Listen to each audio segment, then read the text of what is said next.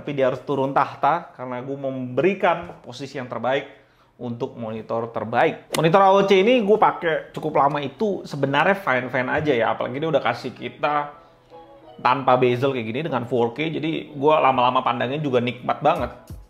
Dan membuat gue punya standar baru juga untuk monitor productivity, harus no bezel. Karena ketika gue lihat monitor lain ada bezelnya, itu sudah mulai mengganggu mata gue. Kedua, gue nggak perlu beli-beli dongle untuk colokin USB. Karena dengan connect via USB-C, gue bisa langsung colok aja nih swivel monitornya, colok USB di belakang. Karena dia udah kasih kita USB port di bagian belakang dan langsung connect. Nggak cuma itu, lu bisa colok juga HDD, mouse kalau lu mau, semuanya bisa.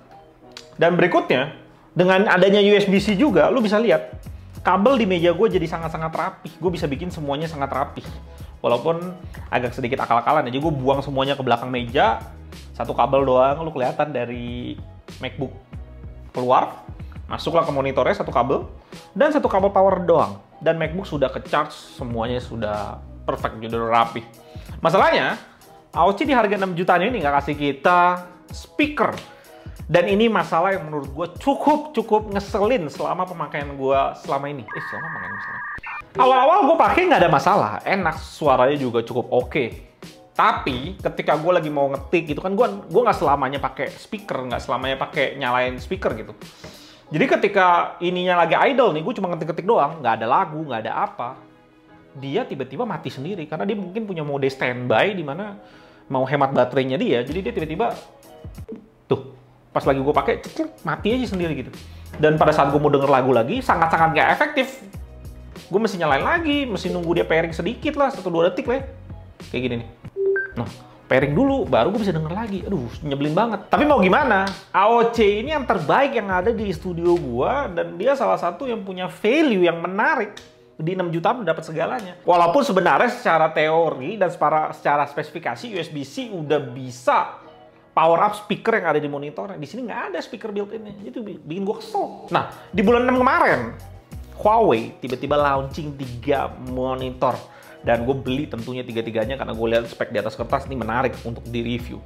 Nyampe sini dan gue lihat Huawei MateView 28 inch 4K. Dan setelah gue review, gue cobain pakai beberapa jam ya, sejam aja. Langsung gue bisa bilang AOC ini tendang gitu. Kayak nggak penting lagi gitu. Segala sesuatu yang diberikan AOC ini langsung tunduk sama apa yang diberikan Huawei. Walaupun gue mesti bayar lebih mahal, nggak masalah. Tapi gue dapetin semua keperfekan yang gue butuhin di produk ini.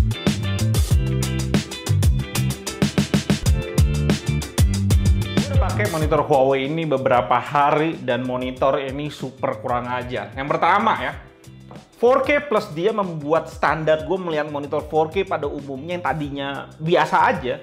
Jadi gue ngerasa monitor 4K biasa itu jadi kayak apa coba? Makanya gue ngerasa kayak AOC itu jadi kurang gitu ngerasanya. Karena di sini jauh lebih luas ke bawah dan sempurna aja, pas aja gitu di mata gue. Dan pada saat lu ngelihat YouTube nih misalnya, lu bisa ngelihat komen jauh lebih besar, jauh lebih luas. Ya, ini jauh lebih ke bawah. Lu mau bagi sekalipun, lu bisa bagi window lu jauh lebih turun gitu, banyak banget ke bawah. Build quality. Nggak ada build quality yang menyerupai kualitas Huawei ini yang bener-bener mewah dari segala lini. Dari kaki, stand yang dipikirin smart banget, body yang super tipis, nggak berhenti di sana, height adjustment-nya juga mulus. Dan yang paling penting adalah dia udah kasih lu port di samping. Tanpa perlu gue beranjak dari bangku gue, tanpa perlu gue swivel monitornya, gue udah bisa colok hard disk gue di sini. Dan dia langsung nyala, langsung connect ke MacBook via USB-C dan langsung nge-charge MacBook via USB-C. Kabel jadi lebih rapi dan smart juga. Dan hal yang paling gue kesel pada saat gue pakai AOC kemarin itu adalah, ya mana tadi? Speaker Bluetooth itu, mana? Speaker Bluetooth ini yang otomatis mati ini, yang gue bikin gue sebel. Karena kapan gue mau pakai kan, karena gue nggak tahu gitu. Masa ya dia nggak bisa memenuhi kebutuhan gue, sedangkan di sini kan selalu nyala speakernya, dan speakernya dibikin sesmooth ini juga. Lu mau dengerin suara juga, kualitas suaranya juga gila. Gue kasih denger lu sedikit. Dan nggak berhenti di sana.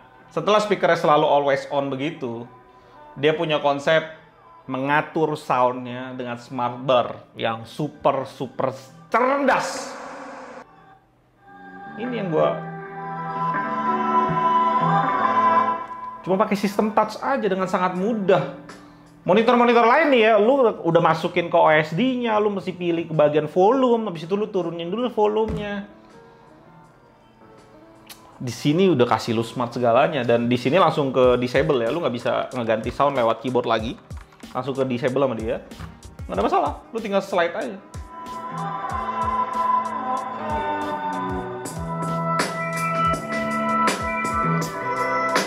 Dan ini benar-benar suara dari speaker yang nggak main-main.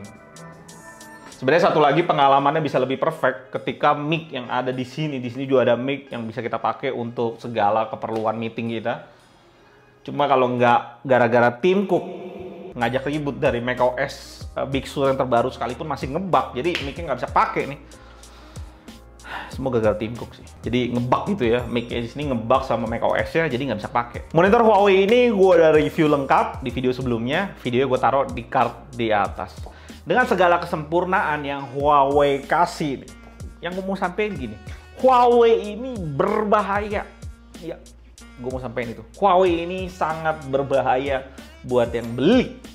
Kenapa? Karena sekarang nih kayak dia mempengaruhi gua sehingga gua kayak mau menuntut kesempurnaan dari peripheral yang lain. Contohnya, ini keyboard gua pikir ini keyboard udah cukup gitu ya, udah mechanical, wireless, bluetooth gitu. Apa yang salah dengan keyboard ini? Karena ini kalau kalian lihat ya, ini tuh terlalu tinggi. Jadi ketika lu intensif menggunakan komputer kerja lu, nah, gue sering palm rest gue di sini gitu.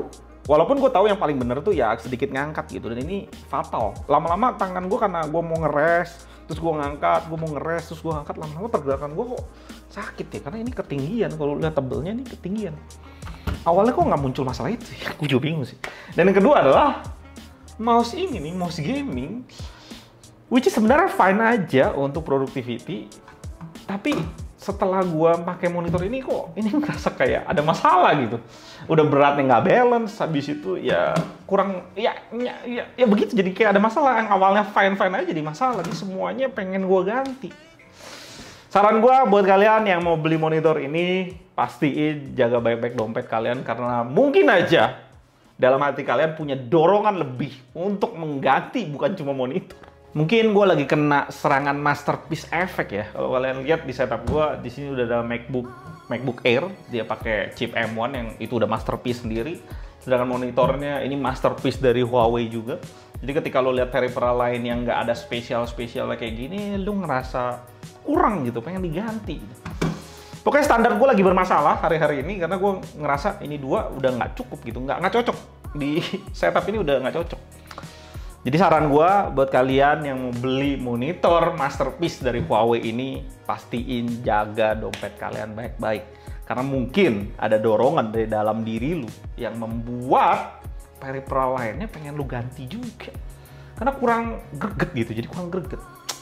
Ya, di terakhir ini gue mau terima kasih dulu untuk AOC yang udah sponsorin kita cukup lama dengan monitor 4K masternya.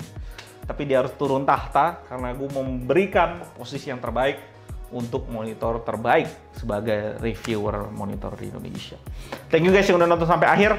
Gue Elwin, sampai jumpa. Tetap.